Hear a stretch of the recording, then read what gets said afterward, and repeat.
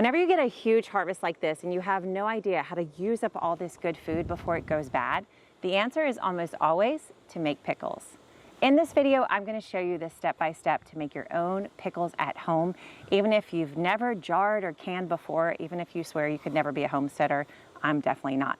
So come into the garden with me. We're going to have a nice, peaceful afternoon and make some pickles from our peppers.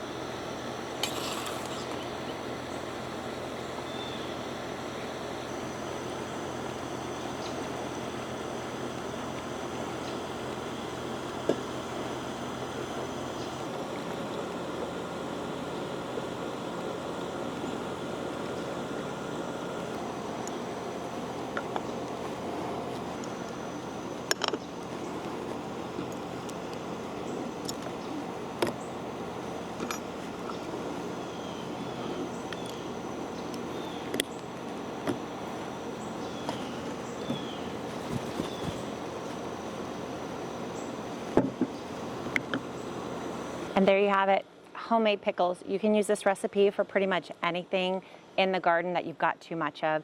Cucumbers, radishes, beets, carrots, celery, Swiss chard stems.